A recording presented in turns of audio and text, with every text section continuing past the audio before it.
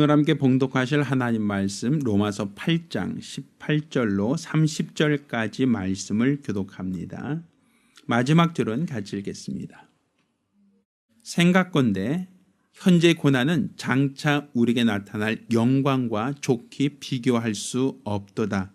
피조물에 고대하는 바는 하나님의 아들들이 나타나는 것이니 피조물이 허무한 데 굴복하는 것은 자기 뜻이 아니요 오직 굴복해 하시는 이로 말미암음이라. 그 바라는 것은 피조물도 썩어짐의 종노릇한 데서 해방되어 하나님의 자녀들의 영광의 자유에 이르는 것이라.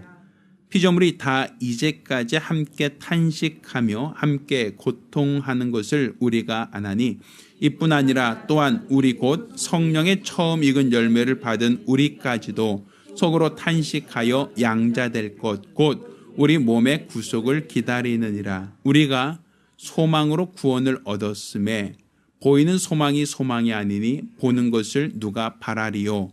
만일 우리가 보지 못하는 것을 바라면 참으로 기다릴지니라. 이와 같이 성령도 우리 연약함을 도우시나니 우리가 마땅히 빌 바를 알지 못하나 오직 성령이 말할 수 없는 탄식으로 우리를 위하여 친히 간구하시느니라. 마음을 감찰하시니가 성령의 생각을 아시나니 이는 성령이 하나님의 뜻대로 성도를 위하여 간구하심이니라. 우리가 알거니와 하나님을 사랑하는 자 곧 그 뜻대로 부르심을 입은 자들에게는 모든 것이 합력하여 선을 이루느니라. 하나님이 미리 아신 자들로 또한 그 아들의 형상을 본받게 하기 위하여 미리 정하셨으니 이는 그로 많은 현재 중에서 맏아들이 되게 하려 하심이니라. 같이 읽습니다. 또 미리 정하신 그들을 또한 부르시고 부르신 그들을 또한 의롭다 하시고 의롭다 하신 그들을 또한 영화롭게 하셨느니라. 아멘. 할렐루야. 자, 오늘은 현재의 고난과 나타날 영광이라는 제목으로 하나님 말씀을 함께 나누겠습니다. 예수 그리스도는 부활의 첫 열매가 되셨습니다. 사실 예수 그리스도께서 부활하신 이 부활의 첫 열매가 되셨다라고 하는 것은 그 이전 예수님 오시기 그 이전이나 그 이후나 사실 모든 사람이 죽으면 죽음이 끝이다라고 생각하지 죽었다가 다시 살아난다, 죽었다가 다시 살아날 수 있다라고 하는 그러한 개념은 세상 어느 곳에도 어느 의학으로도 존재하지 않습니다. 오직 예수 그리스도께서 처음으로 부활의 첫 열매가 되신 겁니다. 여기서 말하는 이 부활이라는 것은 나사로처럼 죽었다가 잠깐 다시 살았다가 또다시 죽는 그 죽음을 말하는 게 아닙니다.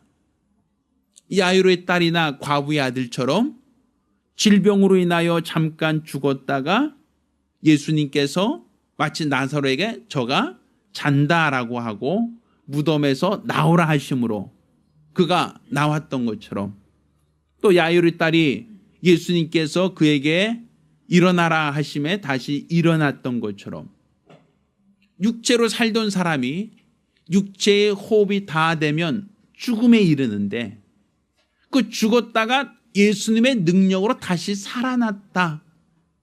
그런데 살아났던 그 사람들 역시도 오늘날까지 계속 살아있는 게 아니라 그들도 얼마간 수명이 잠깐 연장된 것일 뿐 다시 죽음이 그들에게 찾아왔다라고 얘기할 수 있단 말입니다. 그러니까 지금 우리가 사는 세상 중에 죽음을 초월한 사람, 죽음과 무관한 사람이 과연 누가 있겠는가?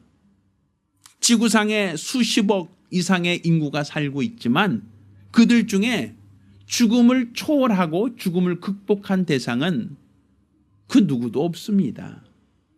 물론 의학적으로 심폐소생해서 잠깐 수명이 연장된 사람도 있고 예수의 능력으로 말미암아 잠깐 다시 수명이 연장된 사람의 이야기는 기록되어 있지만 그렇지만 죽음을 완전히 초월한 사람은 그 누구도 기록하고 있지 않단 말입니다. 그렇게 예수를 부활의 첫 열매라고 얘기하는 것은 그가 죽었다가 다시 살아나시는 이 부활은 다시 일정 기간이 지나면 유효기간이 다 된 것처럼 다시금 죽어가는, 다시금 죽어야 하는 부활이 아니라 영원한 부활, 영원한 생명을 다시금 소유하게 되었다라고 하는 것을 예수의 부활이라고 말합니다. 그래서 이 부활의 첫 열매가 되었다라고 얘기하는 것은 예수께서의 죽음은 사망 권세가 그를 지배하는 죽음이었으나 그가 살아나신 이 다시 부활은 다시는 죽음을 경험할 수 없는 영원한 생명, 영원한 부활이다라고 말할 수 있는 겁니다. 그러니까 바로 예수 그리스도께서 부활의 첫 열매가 되셨다는 것이 바로 우리의 믿음입니다. 예수께서 사망 권세를 이기셨다라고 하는 것이 바로 저와 여러분이 믿는 이 믿음의 가장 기본적인 전제란 말입니다. 그런데 예수께서 이 부활에 이르기 위해서는, 영원한 부활에 이르기 위해서는 반드시 죽음이라고 하는 과정을 경험해야 됩니다. 그러니까 죽음에 이르지 않고 죽지 않고서는 다시 살아날 수가 없다는 것이죠. 아마 예수님께서 주무시다가 아침에 일어난 것을 우리는 부활이라고 말하지 않습니다.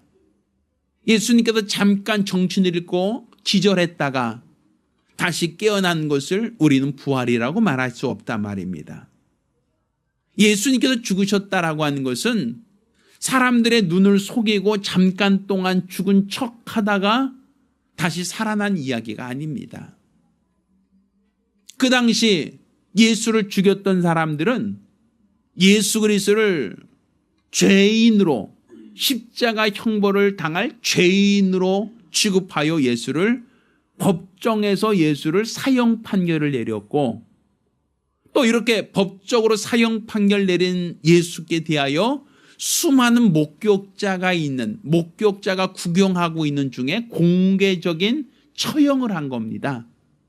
그러니까 십자가 형벌이라고 하는 것은 공개 사형이란 얘기죠.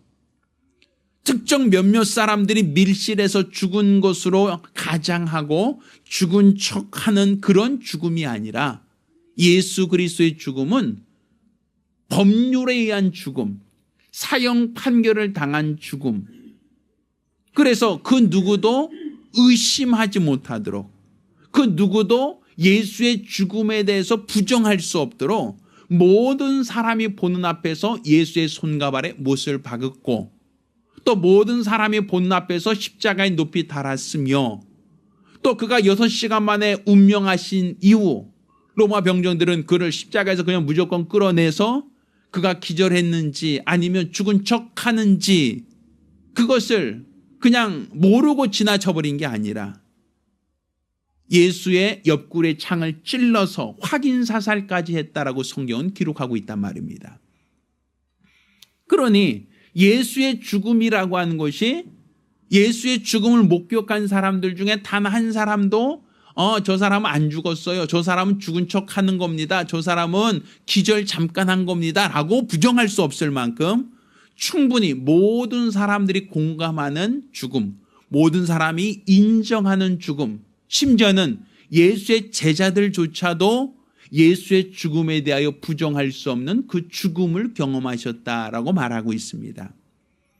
그러니까 예수 그리스도 부활하셨다는 이 부활은 결국 죽음이라는 과정을 경험하고 죽음이라는 과정을 극복한 이후에 얻은 부활이라고 말할 수 있는 겁니다.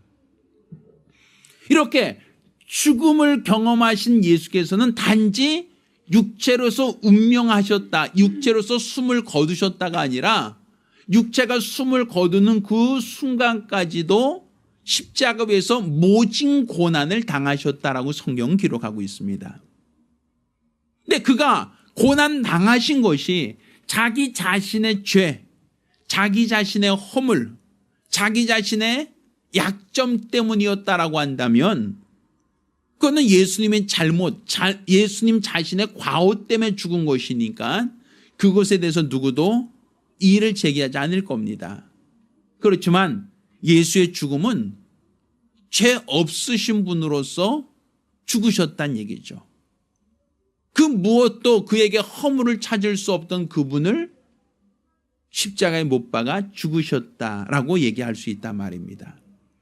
심지어는 재판을 담당했던 빌라도조차도 난 저에게서 죽일 자를 찾지 못하였다. 나는 그에게서 죄가 없다라고 여긴다라고 계속 빌라도는 예수가 죄 없다는 것을 변증을 하지만, 그렇지만 이스라엘 사람들은 그럼에도 불구하고 끊임없이 예수를 죽이자, 십자가에 못 박자라고 하여 끊임없이 예수를 죽이자고 사람들이 여론몰이를 하고 결국은 예수를 십자가에 못 박아 죽음에 이르게 하는 그 과정을 성경은 우리에게 기록하고 있습니다. 그러니까 예수 그리스도께서 죽으셨다는 것은 법적인 죽음입니다. 모든 사람이 공감하고 모든 사람이 목격한 확실한 죽음이라고 볼 수 있단 말입니다. 그가 고난을 당하셨다, 그가 죽음을 당하셨다는 것은 그냥 후대 역사가들이 하나의 기록으로만 남기는 게 아니라 그 당시 예수를 목격한 사람들이 모두가 경험할 수 있었던, 모두가 목격할 수 있었던 그러한 고난이요, 그러한 죽음이었다라고 말할 수 있는 겁니다. 그런데 이렇게 고난 당하시고 죽음 당하신 것을 우리는 예수 그리스도가 실패했다라고 생각하지 않는단 말입니다.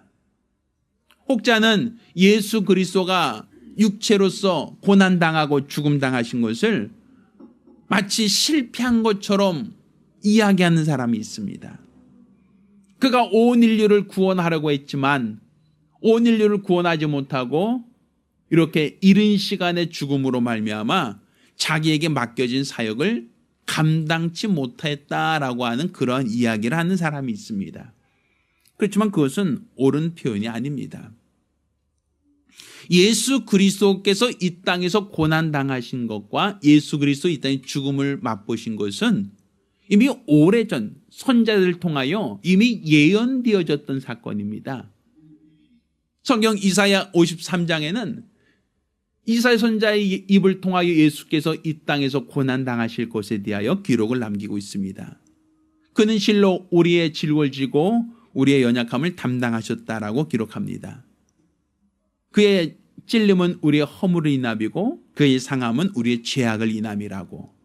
그러니까 징계를 받음으로 우리가 평안을 누리고 그러니까 채찍에 맞음으로 우리가 나음을 얻었다라고 성경은 우리에게 말하고 있습니다.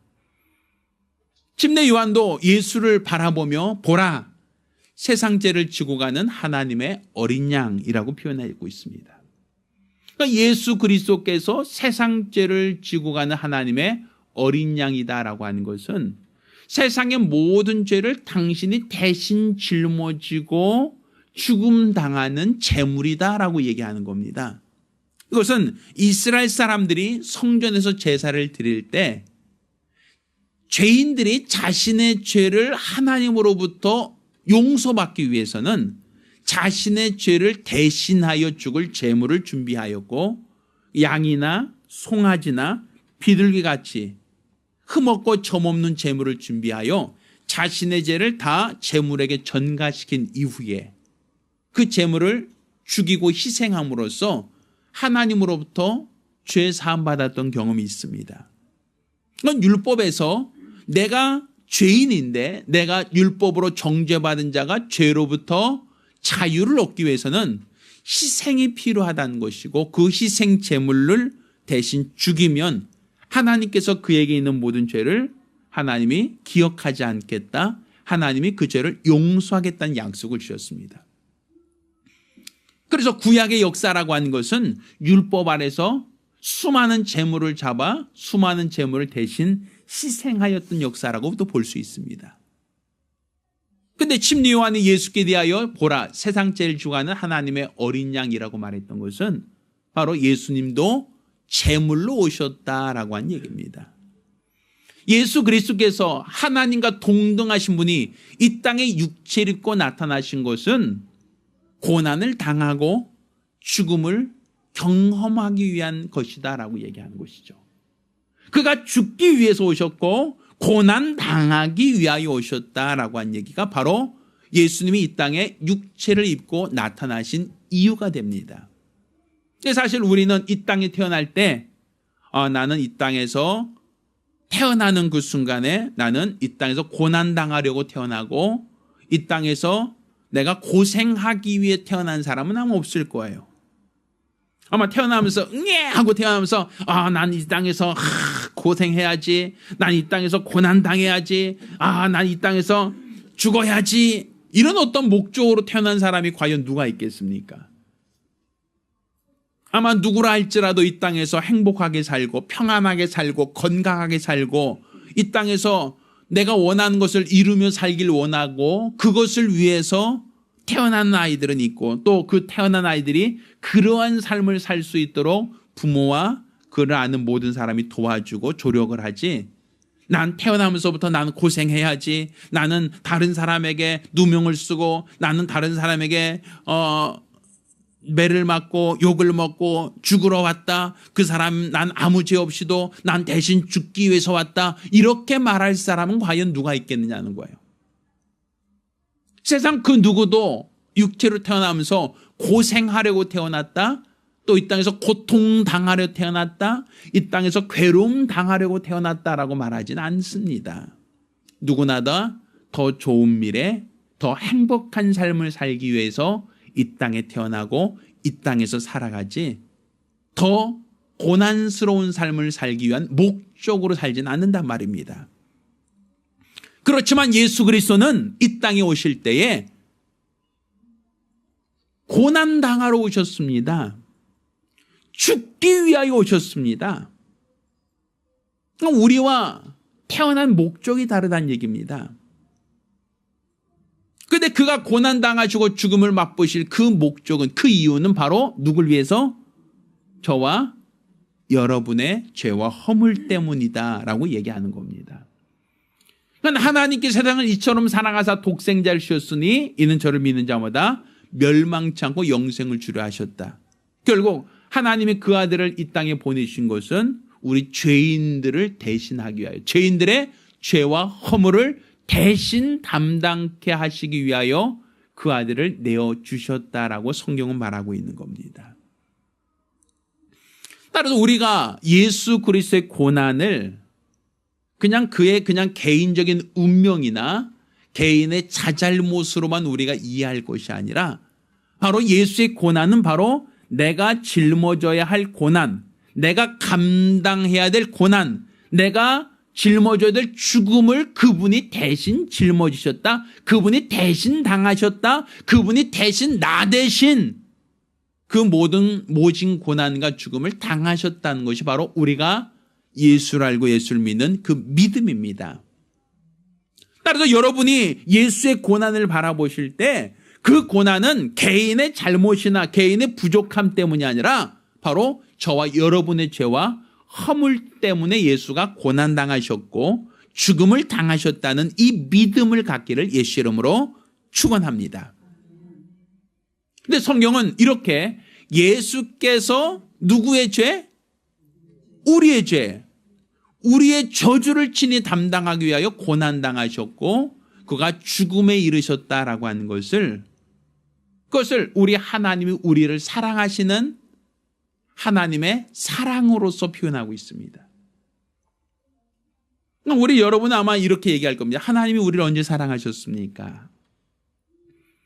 하나님이 우리를 사랑하신다면 로또 하나 좀 당첨되면 참 내가 그걸 인정하겠는데, 하나님이 우리를 사랑하신다면 우리가 뭔가 이 땅에서 대박이라고 말할 만한 뭔가 우리가 원하는 것을 한 가지라도 소원 성취해 주면 그것이 우리가 하나님이 우리를 사랑하신 그 증거로 우리가 이해하기 참 좋은데, 그런데 사실 우리가 죄사함 받았다라고 얘기하고 우리의 모든 저주를 예수가 친히 담당하셨다라고 말하지만 우리 삶 속에 여전히 연약함이 있고 우리 삶 속에 여전히 부족함이 있는 관계로 많은 사람들은 하나님이 우리를 사랑하셨다라는 것에 대하여 불신하고 의심하는 경향이 굉장히 많습니다. 그렇지만 하나님이 우리를 사랑하셨다라는 것은 로마서 5장 8절에도 하나님께서 우리를 사랑하신 것은 그냥 말로만 내가 너를 사랑한다라고 했던 것이 아니라 자기 아들을 십자가에 못 박기까지 자기 아들을 죄인들의 손에 넘겨서 고난 당하게 하기까지 하나님이 우리를 사랑하셨고 이로써 하나님이 우리를 사랑하신 그 사랑을 확증하셨다라고 말하고 있는 겁니다. 그 성경은 우리가 아직 죄인 되었을 때 그리스도께서 우리를 위하여 죽으심으로 하나님께서 우리에게 대한 하나님의 사랑을 확증하셨다라고 표현하고 있는 겁니다. 여기서 말하는 그분이 우리를 사랑하실 때라는 건 언제? 우리가 아직 죄인 되었을 때. 그러니까 여러분도 아마 사랑한다라고 할 때 무엇을 사랑하십니까? 어떤 것을 사랑하십니까? 나쁜 것, 또 좋지 않은 것을 사랑하십니까? 그렇진 못하잖아요. 좋은 것을 사랑하려고 하고 좋은 것을 위해 살려고 하지 부정적인 것을 사랑하려고 하지 않는단 말입니다. 우리가 만약에 이건 만약입니다. 배우자가 외도했다라고 하면 외도한 배우자를 난 그래도 사랑합니다 이렇게 얘기할 수 있는 사람이 과연 몇 명이겠어요? 나에게 최선을 다하고 충성하고 순결을 지키고 또 이렇게 배우자로서 역할과 본분을 잘 감당하는 사람을 사랑한다라고 하는 것은 우리가 충분히 이해할 수 있지만 그처럼 자기 지위를 떠나서 외도하거나 아니면 집안을 어렵게 했다라고 할 때 그럼에도 불구하고 나는 당신을 사랑합니다라고 할 사람은 과연 몇 명 있겠습니까? 하나님께서 우리를 사랑하셨다는 것은 마치 호세아에게 고멜과 같은 음탕한 여인을 내 아내로 계속 데려와라 라고 했던 것처럼 우리가 아직 죄인 되었을 때 하나님이 우리를 사랑하셨다는 겁니다. 그리고 우리를 위하여 그 아들을 대신 벌을 받게 하고 저주를 담당케 하셨다라고 하는 게 주님이 우리에게 약속하신 말씀하신 하나님의 은혜요 사랑입니다. 따라서 우리가 하나님의 사랑을 받았다라고 얘기하는 것은 바로 예수께서 나 대신 고난 당하셨다. 예수님께서 나 대신 죽음을 맛보셨다. 이게 바로 여러분이 하나님의 사랑을 받았다고 하는 증거입니다. 예수가 고난 당하셨던 것이 바로 나를 사랑하신 사랑 때문이고 예수가 십자가 달린 그 고난이 바로 나를 사랑하신 그의 은혜라는 것이죠. 그로 말미암아 우리가 구원받았고 그로 말미암아 우리가 하나님의 자녀된 권세를 얻게 되었다라고 말할 수 있는 겁니다. 이것은 마치 우리 어머니들이 아이를 출산하는 과정 속에서 산고라는 것이 있죠. 산고. 해산의 수고가 있죠. 그런데 사실은 그 아이가 세상에 나오기 위해서는 아이가 세상에 건강한 몸으로 나오기 위해서는 어머니는 반드시 산고를 경험해야 된단 말입니다. 그러니까 내 배 아픈 경험을 경험해야만 아이를 출산할 수가 있어요. 요즘에는 우리나라가 전 세계적으로 봤을 때 출산율이 제일 낮답니다. 요즘에는 아이 많이 낳는 사람이 나라에 충성하는 사람이다라고 볼 수 있을 것 같습니다. 우리나라 이제 요즘에는 결혼도 잘 안 하려고 하고 또 결혼해도 자녀를 많이 낳으려고 하지 않는 그러한 시대가 되었다라고 얘기를 해요. 왜 아이를 낳지 않으려고 합니까라고 하면 미용상의 문제도 있고 또 여러 가지 아이를 기르기 힘들다, 아이를 기르는데 너무 교육비가 많이 든다, 여러 가지 이유 때문에 앞으로 시대는 결혼을 하더라도 사실은 자녀 출산을 안 하려고 하는 사람이 굉장히 많아진 것 같습니다. 어떤 경우에는 결혼도 안 하겠습니다라는 그러한 경우까지도 많이 늘어나고 있는 것이 요즘 젊은 사람들의 어떤 추세인 것 같습니다. 그런데 사실은 어떻게 보면 내가 왜 결혼하지 않는가, 왜 아이를 낳지 않는가라고 하면 내가 힘드니까, 내가 고생하니까, 내가 결혼하면 내가 괜히 그 아이를 키우는데 고생한다라고 생각하거든요. 왜 교육비라든지 그 아이가 자라나는 모든 과정에서 내가 희생해야 될 부분이 많다라는 것 때문에, 그래서 그것 때문에 우리가 자녀를 결혼하지도 않고 또 낳으려고 하지 않는 그런 경우가 요즘에는 많아졌단 말입니다. 그러니까 우리가 생각할 때 자녀를 낳아서 자녀가 장성할 때까지 키우는 그 모든 과정은 해산의 수고라고 하는 단 한 번의 이례적인 사건만이 아니라 그 이후로도 아이를 기르는 모든 과정이 부모의 희생과 헌신을 요구한다는 것을 우리가 볼 수 있죠. 그러니까 사실 아이가 태어나서 그냥 혼자 그냥 부쩍 커버리고 알아서 커지는 게 아니라 누군가의 희생을 통해서 누군가의 헌신을 통해서 그 아이가 자라고 또 그 아이가 성장하고 그 아이가 번듯한 자녀로 성장할 수 있는 것. 이 모든 것이 그 배후에는 희생한 자가 있고 수고한 자가 있고 헌신한 자가 있다라고 말할 수 있겠죠. 바로 예수 그리스도의 고난은 바로 우리를 하나님의 자녀로 삼기 위한 당신의 수고란 말입니다. 우리를 구속하기 위한 하나님의 사랑이요, 하나님의 희생이요, 하나님의 수고란 사실이죠. 그러니까 예수 그리스도께서 이 땅에서 고난당하시고 죽음당하신 것은 바로 다 누굴 위한 것이다? 바로 저와 여러분을 위한 것이다 라는 거예요. 이렇게 하나님은 예수의 고난과 예수의 희생을 의로 정하셨습니다. 그리고 이러한 고생과 이러한 수고와 이러한 죽음을 의로 정하사 하늘나라에 들어가는 과정, 하늘나라에서 하나님 앞에 옳다 인정을 받는 기준으로 삼으신 겁니다.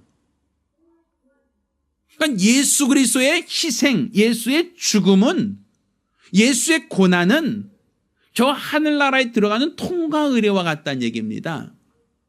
그 얘기는 다른 말로 우리 모든 인생들에게도 하늘나라, 영원한 나라에 너희가 들어가고자 한다면 자기를 부인하고 제 십자가를 지고 나를 따르라고 하는 겁니다.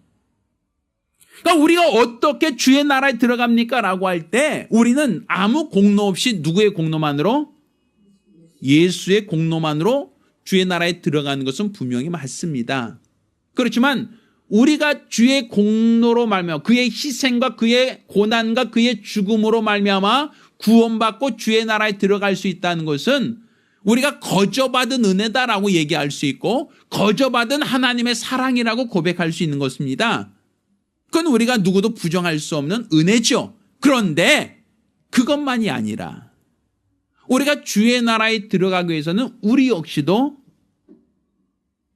그냥 예수께서 내게 나를 대신해서 고난당하셨다. 예수께서 나를 대신해서 매를 맞았고 예수가 나를 대신하여 십자가에 매달리셨다. 죽으셨다라는 것을 믿고 인정하는 것이 우리의 믿음이 되어야 되고 그의 공로로 말미암아 주의 나라에 들어갈 자격을 얻게 되는데 이것은 상을 받는다는 의미와는 다른 겁니다.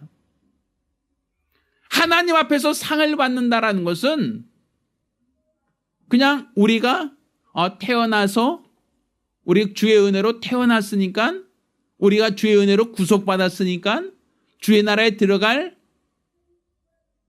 믿음을 갖게 되었다라는 것과는 구분되어지는 거란 말입니다.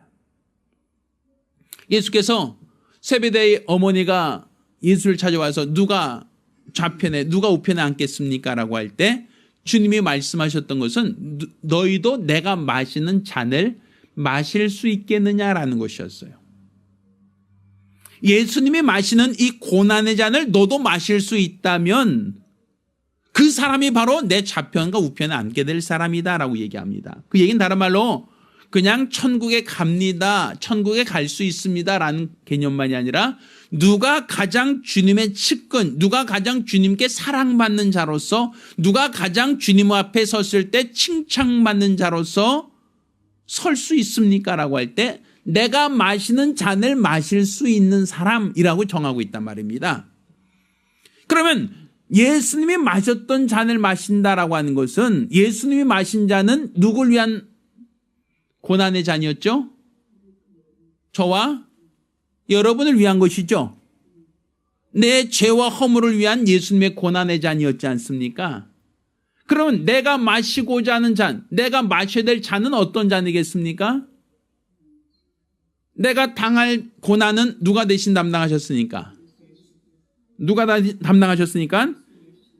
예수가 담당하셨으니까 내 고난의 잔을 마실 것이 있어요, 없어요? 내가 당할 고난은 누가 담당하셨으니? 예수가 담당했으니 내가 당할 고난이 있습니까, 없습니까? 더 이상 없죠. 근데 왜 예수께서는 내가 마시는 잔을 너도 마실 수 있느냐라고 물어보시냐 이거예요.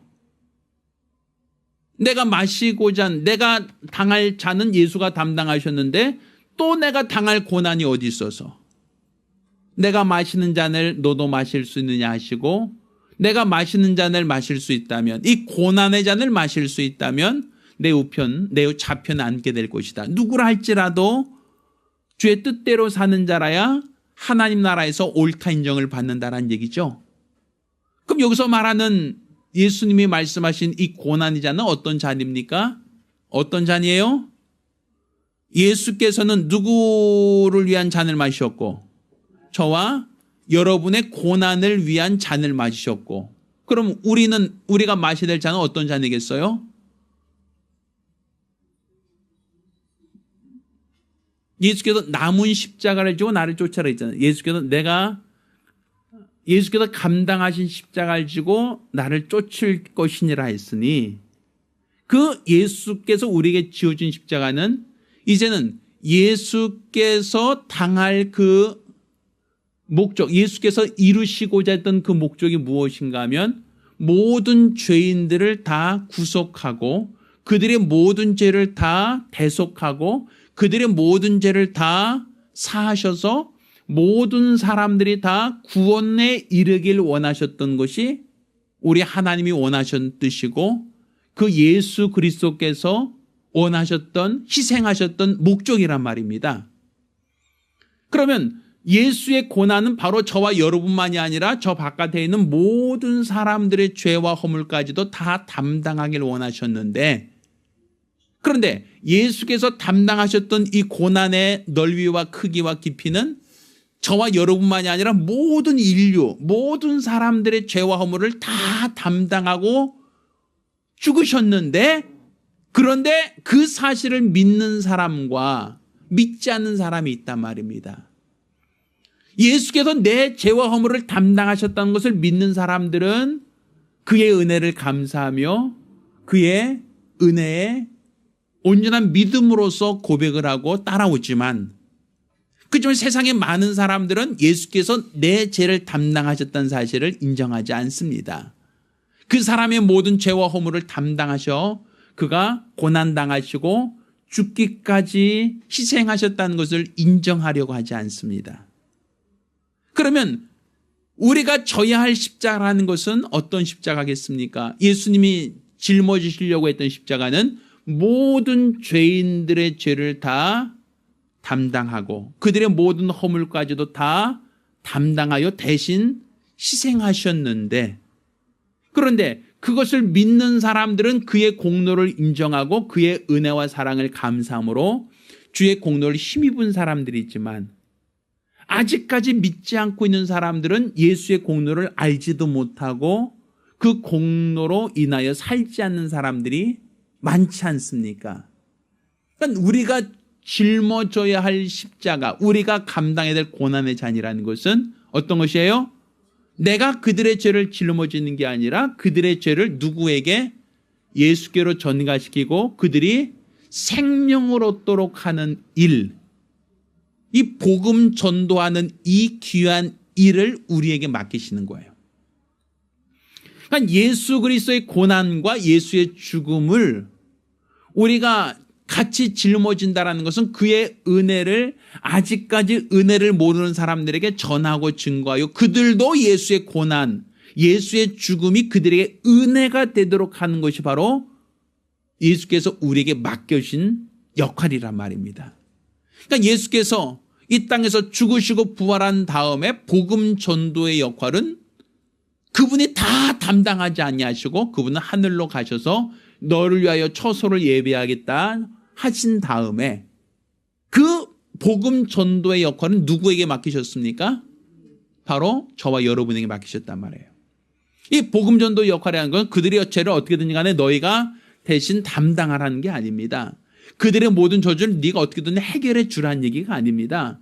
예수께서 이미 그의 저주를 담당하셨고 예수께서 이미 그들의 모든 죄를 대신 짊어지셨으니 그들에게 가서 그들에게 그 사실을 알려주고 그들에게 하나님의 은혜를 힘입고 하나님의 사랑 안으로 들어오게 하라는 겁니다.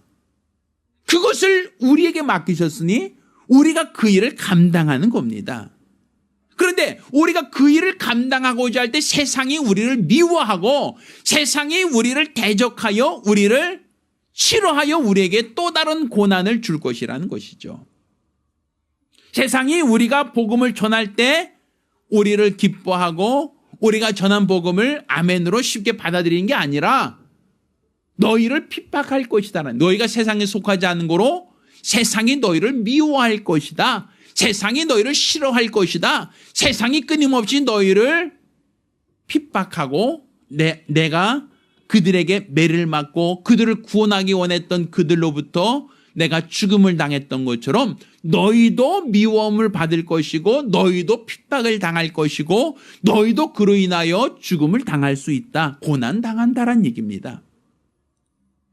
그러니까 세상이 우리를 미워할 것이다라는 것이죠. 왜? 우리는 예수의 복음을 전하고 예수의 고난이 그들에게 은혜가 되고 예수의 죽음이 그들의 죄를 담당하셨다는 사실을 우리가 가서 전하고 증거하는데 그들이 그 사실을 아멘으로 쉽게 받아들이는 게 아니라 우리의 복음을 거절하고 외면하고 싫어할 것이다라는 것이죠. 그로 말미암아 너희가 고난을 당할 것이다. 세상이 너희를 미워할 것이다라고 말하는 것이죠. 그러니까 지금 우리가 하나님 나라에 들어간다라고 할 때 우리 공로 없이 들어가는 겁니다. 이 공로 없이 들어간다는 것은 그냥 공짜로 얻어진다는 개념이 있지만 이 공짜라는 건 내 입장에서의 공짜지 예수님은 우리의 생명을 대속하기 위하여 대신 그분이 값을 지불하셨다라는 얘기가 되는 것이죠. 예수께서 대신 고난을 당하셨고 예수께서 대신 죽음을 당하시고 우리가 져야 할 모든 고난, 우리가 짊어져야 될 모든 죽음을 그분이 대신 담당하셨다라고 얘기하는 겁니다. 그러니까 예수가 대신 고난을 담당하셨기에 우리에게 은혜가 되고 우리가 그로 말미암아 생명과 하늘나라에 대한 소망을 갖게 되는 겁니다. 이제 그분이 짊어진 십자가입니다. 이제 우리가 짊어져야 될 십자가는 바로 예수의 남은 고난, 예수께서 감당하고자 했던 모든 사람들이 구원에 이르기 원하는 이 하나님의 간절한 뜻을 이루기 위해서 우리가 수고하는 겁니다. 이런 수고가 있는 사람에게 하나님께서는 주님 나라에서 상을 주신다라는 것이고 이렇게 예수의 고난을 따라가고 예수 그리스도의 고난을 완성하고자 했던 그 사람들에게 하나님께서는 장차 받을 그 영광이 있다라는 걸 얘기하시는 겁니다. 우리가 농사 지을 때 이렇게 그 성경 표현하고 있는데 그리스도가 씨를 심었고 우리가 물을 주고 자라게 하는 역할이다라고 볼 수 있는 거예요. 그가 심은 씨앗이 더 좋은 열매를 가꾸도록 하기 위해서 우리가 물 주고 돌보는 수고는 우리가 해야 된다는 얘기죠. 그가 한 알의 밀알이 땅에 떨어져 썩으면 그 씨앗 자체는 썩어서 없어지는 것이지만 거기서 많은 열매를 결실한다라고 말하지 않습니까?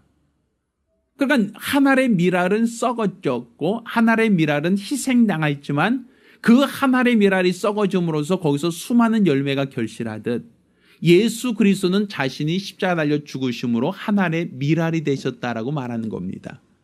그러면 한 알의 밀알이 땅에 떨어졌는데 농부가 돌아보지 않고 농부가 가꾸지 않고 농부가 외면해 버린다면 거긴 풀밭이 됩니다.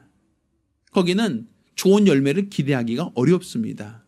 병충해가 와서 다 쓸어갈 것이고 또 잡초들이 와서 기운을 막아버릴 것이고 또 그 곡식은 제대로 연결하기 매우 힘들 수밖에 없을 겁니다. 그래서 하늘의 밀알이 땅에 떨어지면 그냥 알아서 자라서 알아서 많은 열매를 거두는 게 아니라 그 썩어진 열매, 하나의 썩어진 그 씨앗이 더 많은 열매를 결실하도록 농부가 물을 주고 농부가 잡초를 뽑고 농부가 수고하고 땀 흘려서 잘 돌볼 때 더 많은 열매를 결실할 수 있지 않습니까?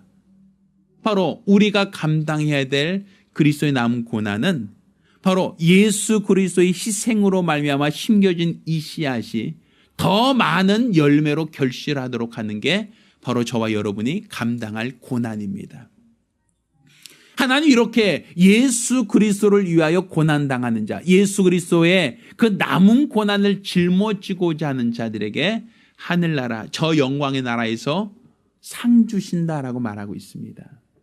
성경은 저 하늘나라에 가는 그 자격 기준은 예수를 믿고 영접하면 구원을 받는다라고 말하고 있지만 성경은 또다시 이런 표현 씁니다. 해의 영광이 다르고 달의 영광이 다르며 별의 영광이 다르고 별과 별의 영광이 다르다. 곧 밝기의 크기가 다르다는 겁니다. 햇빛의 밝기와 달의 밝기가 다르고 또 달의 밝기와 별의 밝기가 다르며 또 별이라 할지라도 다 똑같은 밝기가 아니라 어떤 것은 더 밝은 별과 더 밝지 않은 별이 있는 것처럼 이 땅에서 예수 믿고 구원받았다는 것은 내 공로 없이 예수의 공로로만 이루어진 것이니까 이것은 예수의 공로로 구원받았다라고 하는 것은 똑같지만 그렇지만 그가 이 땅에서 예수 그리스도의 남은 고난을 얼만큼 자기 몸에 짊어졌느냐에 따라서 그가 받을 영광은 이 땅에서 받는 고난과 좋게 비교할 수 없는 큰 영광이라는 것을 우리에게 말하고 있는 겁니다. 따라서 지금 우리가 이 땅에서 그리스도와 무관하게 편안하게 살아도 예수만 믿었다면 우린 구원받을 충분한 자격이 될 수는 있습니다. 구원받을 자격은 있지만 그 구원은 내가 애쓰고 수고한 것이 없는 예수 그리스도의 고난에 참여한 적이 없는 자가 받을 구원은 벌거벗은 구원일 수밖에 없습니다. 그냥 우리가 엄마가 해산의 수고를 통하여 아이를 낳으면 그 아이는 태어날 수는 있지만 벌거벗은 모습으로 태어날 뿐이지 그 아이가 훌륭한 사람이 됐다라고 말하기는 어렵습니다. 태어난 이후에는 그 아이가 수고하고 그 아이가 열심히 공부해서 더 좋은 사람이 되기 위하여 노력하듯이 우리가 그리스도로 예수로 말미암아 하나님의 자녀된 권세를 얻었지만 하나님 나라에서 더 큰 상을 받고 하나님 나라에서 더 인정을 받는 삶은 그리스도 예수께서 우리에게 남기신 고난, 그 고난을 우리가 짊어질 때 그때 하나님께서 우리에게 더 큰 영광, 더 큰 상을 약속하셨고 허락하시는 겁니다. 따라 저와 여러분은 하나의 구경꾼이 되는 걸 원하지 않습니다. 하나의 어떠한 잘한 사람을 부러워하며 구경하는 구경꾼이 되기보다는 주님 나라에서 크다 인정을 받을 수 있는 주님 나라에서 상 받을 수 있는 귀한 사명자가 되어지기를 바랍니다. 이를 위해서는 그리스도의 남은 고난을 우리 몸에 짊어지는 자가 되어야 됩니다. 우리 그리스도 예수의 고난을 내가 짊어지고 예수께서 감당하신 일을 더 많은 사람에게 나타내는 이 귀한 사역을 감당할 때 바로 하나님은 그런 사람을 위하여 더 큰 상을 예비하시는 겁니다. 우리 주님은 그 일을 위하여 성령을 보내주신 겁니다. 그 일을 능히 감당할 수 있도록 우리에게 성령을 보내주셨고 성령이 임하시기까지 너는 예루살렘을 떠나지 말라 하시다가 성령이 임하시면 너희가 예루살렘과 온 유대와 사마리아와 땅끝까지 이르러 내 증인 될 것이다 라고 말씀하셨습니다.